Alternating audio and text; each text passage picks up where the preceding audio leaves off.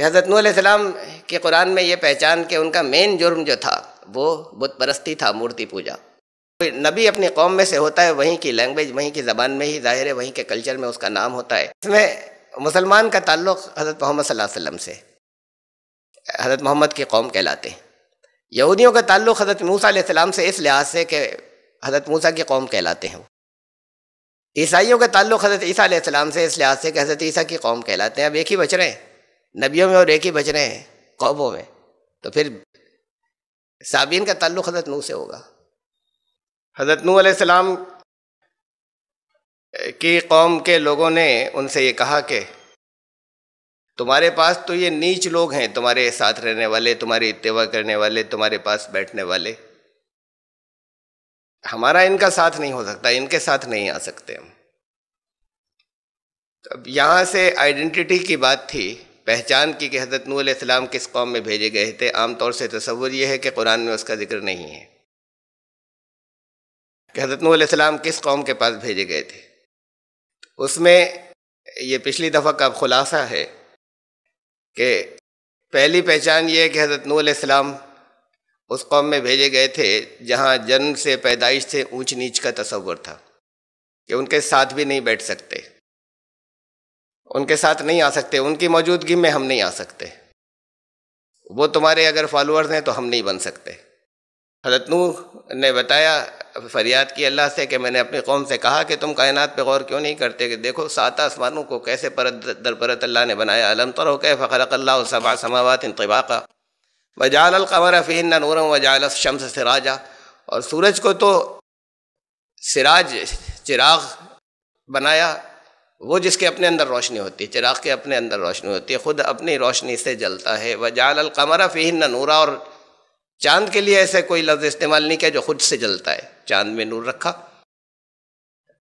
تو یہ بتایا تھا حضرت نوح علیہ السلام نے کہا کہ میں نے اپنی قوم سے یہ کہا تھا کہ دیکھو وہ ہے، اس کو تم کیوں نہیں مانتے۔ تو حضرت نوح علیہ السلام کے قرآن میں یہ پہچان کہ ان کا مین جرم جو تھا وہ بت پرستی تھا، مورتی پوجا۔ اور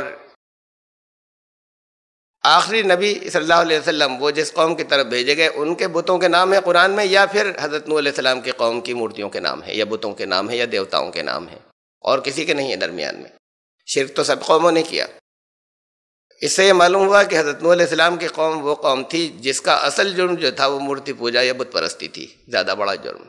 ان کے جو دیوتاؤں کے نام قرآن نے دیے، وَقَالُوا لَا تَذَرُنَّ آلِهَتَكُمْ وَلَا تَذَرُنَّ وَدًّا وَلَا سُوَاعًا وَلَا يَغُوثَ وَلَا يَعُوقَ وَنَسْرًا، یہ 5 نام دیے ہیں کہ، اور یہ لوگ یہ کہتے ہیں کہ ہم اپنے ان دیوتاؤں کو نہیں چھوڑیں گے، ہرگز مت چھوڑنا۔ آپس میں ایک دوسرے سے کہتے ہیں کہ نہ تو تم ود کو چھوڑنا، نہ سوا کو، نہ یغوث کو، نہ یعوق کو، نہ نصر کو۔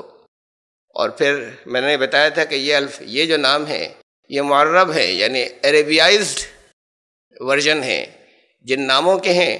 یہ خالی ایسی ملتی جلتی آواز پر نہیں ہے، بلکہ اس کے پیچھے ایک بہت لمبی تحقیق ہے جو تفصیل کے ساتھ میں پرانے دیوی دیوتاؤں کی تلاش کے بعد کہ وہ نام جو تھے وہ یہ تھے۔ یہ ود جو کہا تھا وہ یہاں کا پرانا دیوتا جو تھا واسودیو، اسے کہا تھا۔ سوا جو تھا وہ عربیائزڈ پروننسیشن ہے شیوا کا، اور یغوث جو ہے وہ یگیش کا، غین سنسکرت میں نہیں ہوتی، اور گاف جو ہے وہ عربی میں نہیں ہوتا۔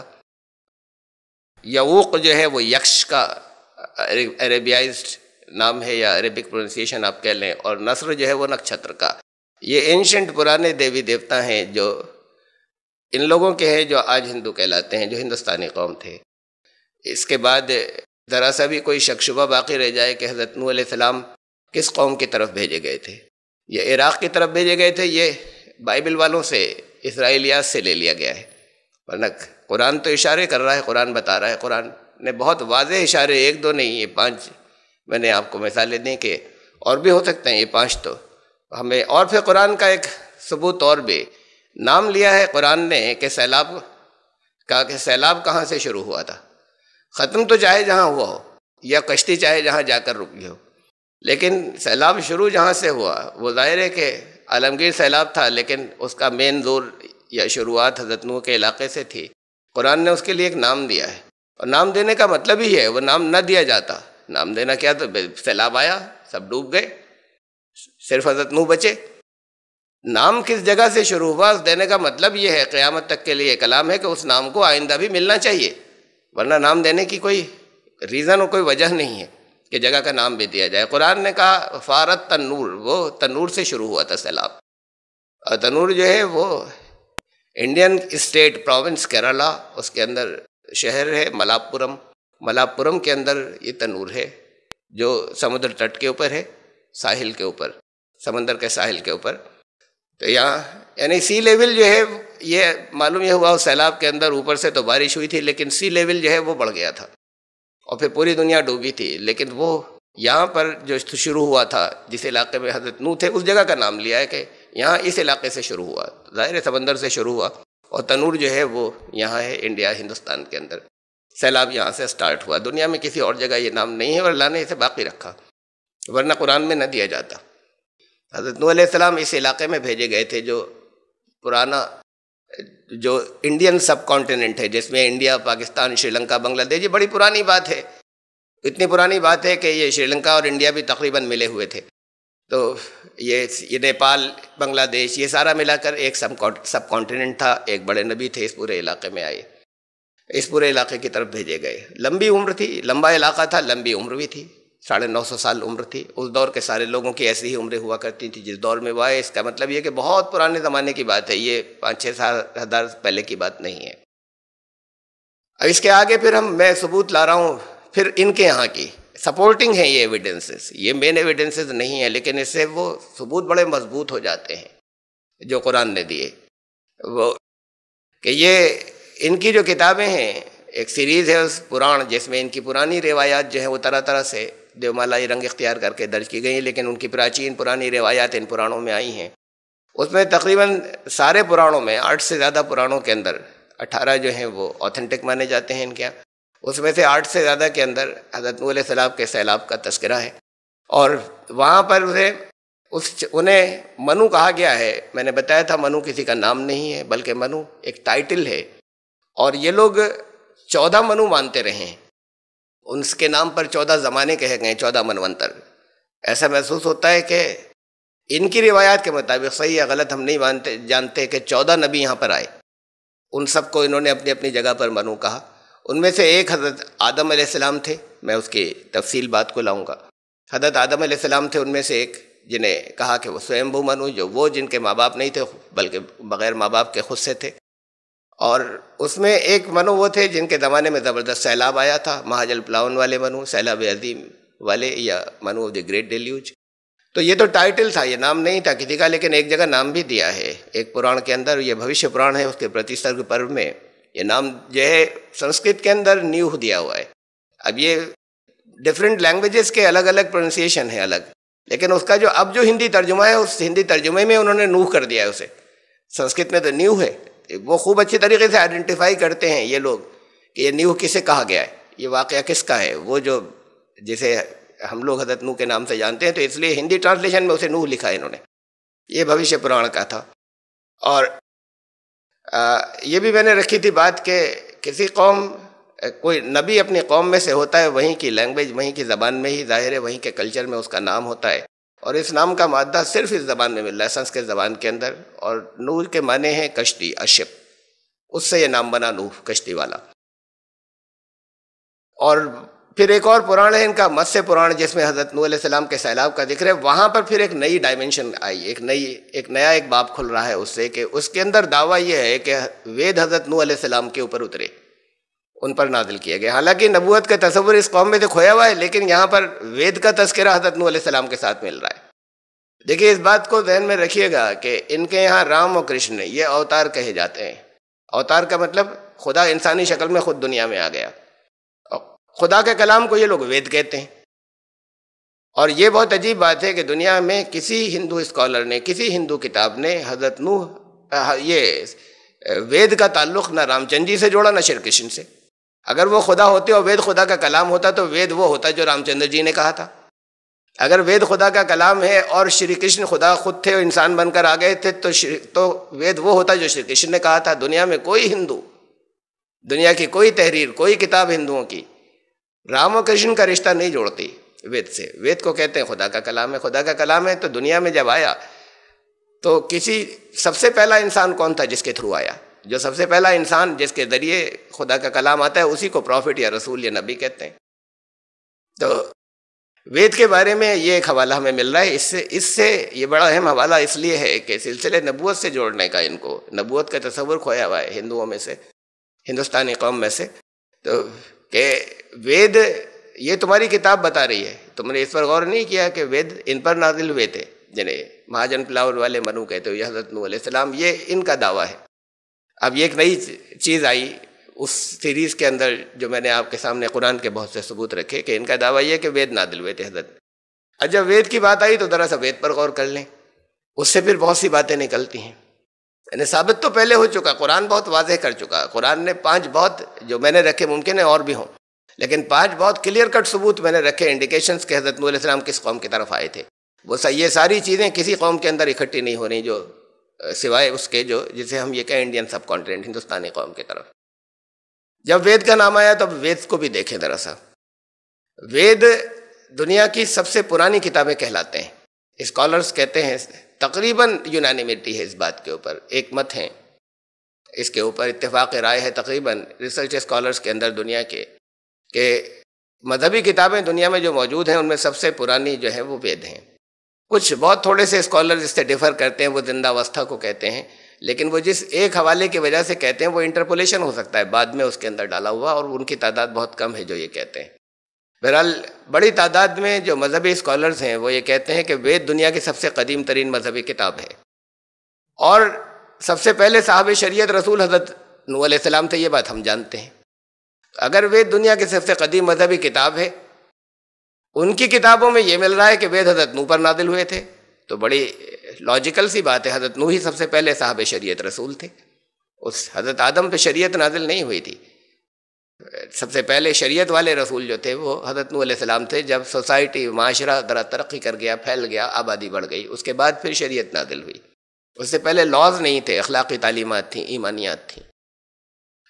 تو اب یہ چیزیں جو ہیں یہ سب کوریلیٹ ہوتی چلی جا رہی ہیں اور ثابت ہوتی چلی جا رہی ہیں کہ پھر وید کا تعلق حضرت نوح علیہ السلام سے، حضرت نوح علیہ السلام کا تعلق ہندوستانی قوم سے، ہندوستان کے اندر سب سے قدیم مذہبی کتابیں وید مانی جاتی ہیں اور اس کا تعلق حضرت نوح علیہ السلام سے، سب چیزیں سب کی کڑیاں جڑتی چلی جا رہی ہیں۔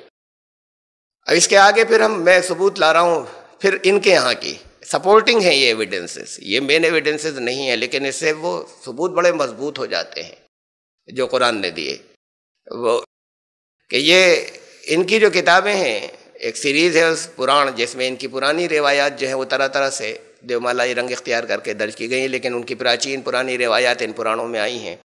اس میں تقریباً سارے پرانوں میں 8 سے زیادہ پرانوں کے اندر 18 جو ہیں وہ اوتھینٹک مانے جاتے ہیں ان کے، اس میں سے 8 سے زیادہ کے اندر حضرت نوح علیہ السلام کے سیلاب کا تذکرہ ہے، اور وہاں پر انہیں منو کہا گیا ہے۔ میں نے بتایا تھا منو کسی کا نام نہیں ہے بلکہ منو ایک ٹائٹل ہے، اور یہ لوگ 14 منو مانتے رہے ہیں، ان کے نام پر 14 زمانے کہے گئے، 14 منونتر۔ ایسا محسوس ہوتا ہے کہ ان کی روایات کے مطابق، صحیح یا غلط ہم نہیں جانتے، کہ 14 نبی یہاں پر آئے، ان سب کو انہوں نے اپنی اپنی جگہ پر منو کہا۔ ان میں سے ایک حضرت آدم علیہ السلام تھے، میں اس کی تفصیل بات کو لاؤں گا۔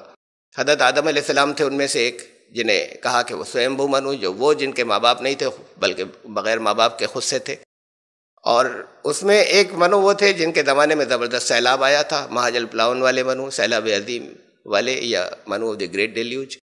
تو یہ تو ٹائٹل تھا، یہ نام نہیں تھا کسی کا، لیکن ایک جگہ نام بھی دیا ہے ایک پران کے اندر، یہ بھوشیہ پران ہے، اس کے پرتیسرگ پرو میں یہ نام جو ہے سنسکرت کے اندر نیوہ دیا ہوا ہے۔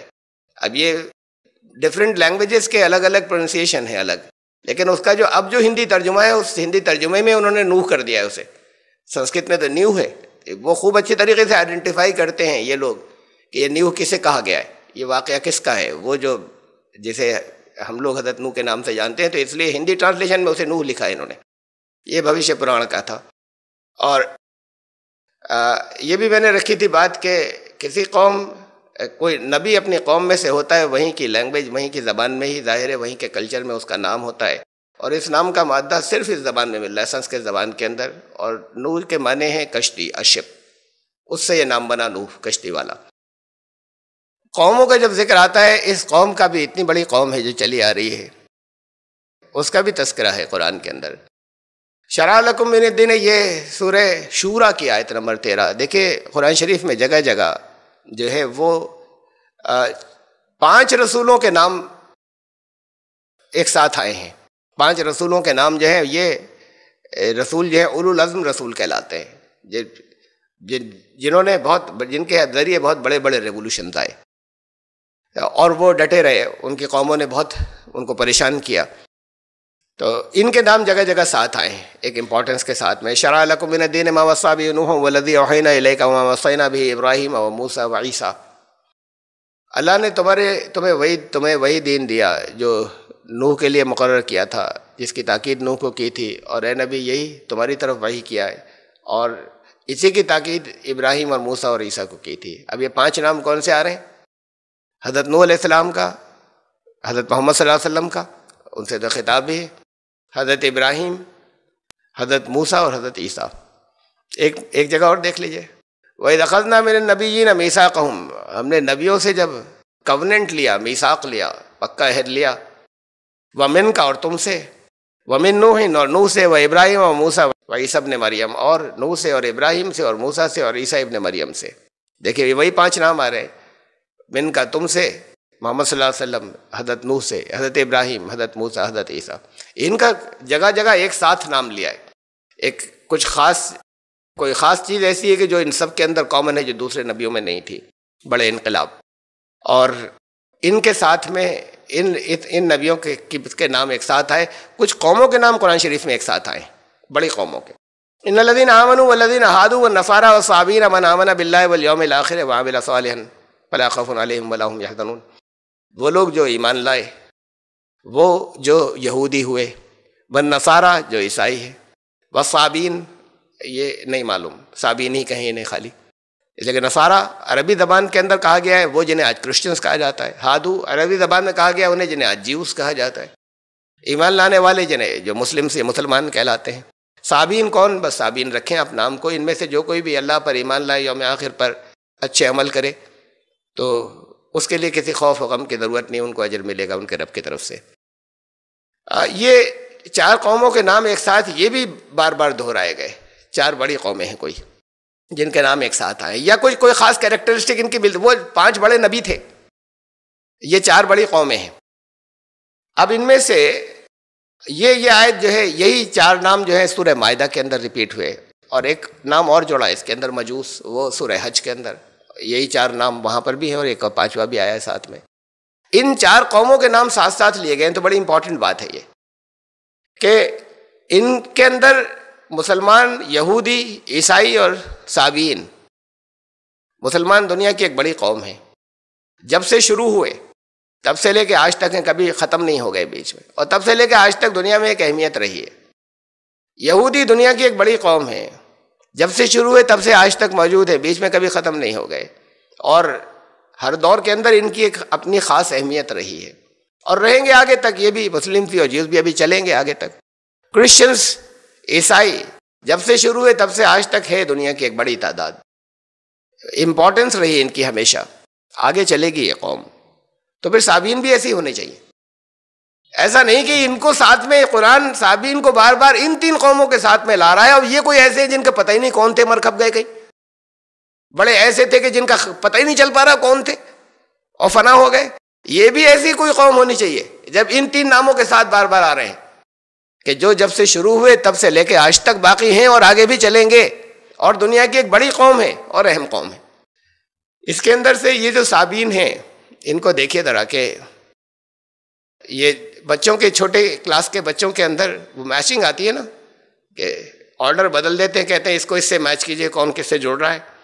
تب حضرت نوح علیہ السلام، حضرت محمد صلی اللہ علیہ وسلم، حضرت موسیٰ، حضرت عیسیٰ، یہ 4 نام ساتھ میں آ رہے ہیں۔ ایک نام ابراہیم میں نے اس میں سے ڈراپ کر دیا ہے، 5 تھے، اس لیے کر دیا کہ حضرت ابراہیم تو اپنے آپ میں قرآن کہتا ہے ان ابراہیم کان امتاً قانتا، وہ تو ابراہیم تو اپنے آپ میں خود ایک امت تھے، تو حضرت ابراہیم کی نسل میں سے تو یہ چلے، حضرت موسیٰ، حضرت عیسیٰ، حضرت محمد صلی اللہ علیہ وسلم چلے آ رہے ہیں خود ان کی نسل میں سے، تو ان کی قوم کو چھوڑ دیا، ان کی کوئی ایک قوم نہیں بلکہ ان کا کہ یہ تو خود اپنے آپ میں ایک امت تھے، تو باقی جن کی قومیں کہلاتی ہیں ملت ابیکم ابراہیم، ملت محمدی کہیں نہیں کہا قرآن نے، ملت ابراہیمی.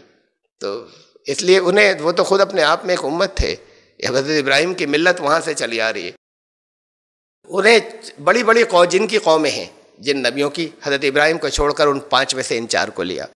یہ 4 جو ہیں بڑے بڑے نبی جن کا ذکر ساتھ میں آیا. 4 بڑی قوموں کا قرآن ذکر کر رہا ہے جن کا ایک ساتھ کر رہا ہے. آپ ذرا سا میچنگ کیجئے کہ کون کس سے میچ ہو رہی ہے. اس میں مسلمان کا تعلق حضرت محمد صلی اللہ علیہ وسلم سے، حضرت محمد کی قوم کہلاتے ہیں. یہودیوں کا تعلق حضرت موسیٰ علیہ السلام سے اس لحاظ سے کہ حضرت موسیٰ کی قوم کہلاتے ہیں. عیسائیوں کا تعلق حضرت عیسیٰ علیہ السلام سے اس لحاظ سے کہ حضرت عیسیٰ کی قوم کہلاتے ہیں. اب ایک ہی بچ رہے ہیں نبیوں میں اور ایک ہی بچ رہے ہیں قوموں میں، تو پھر صابین کا تعلق حضرت نوح سے ہوگا. ہندوستانی اقوام ہے، حضرت نوح علیہ السلام ہندوستان، انڈین سب کانٹیننٹ میں آئے، بھارتی اپ مہادیپ کے اندر، بر صغیر میں، اور صابین جو ہے وہ یہیں کی قومیں ہیں اور ان کا تعلق انہی سے، اور ان کے اوپر جو کلام نازل ہوا وہ وید. یہ ساری چیزیں سب ایک دوسرے سے لنک جڑ رہے ہیں. میں نے پہلے تو قرآن کے ثبوت دے دیے تھے، یہ تو بات کو ایڈیشنل چیزیں ہیں، اور اصل میں یہ بھی قرآن سے، اس میں سے ہی بات کی باتیں بھی قرآن سے ہی بات نکلی ہیں کہ اس قوم کے بارے میں ایک پیشین گوئی ہے کہ یہ چینج ہوگی اور تبدیل ہوگی. پوری قوم، یہ جو آج ہندو کہلاتے ہیں، یہ قرآن اور حدیث سے ڈیڈیوس کر کے ایک پیشین گوئی ہے. آپ لوگ واقف ہیں کہ اس قوم کو بدلنا ہے. اب ہمیں ایک حدیث مل رہی ہے، دراصل اس پر غور کریں کہ رسول اللہ صلی اللہ علیہ وسلم نے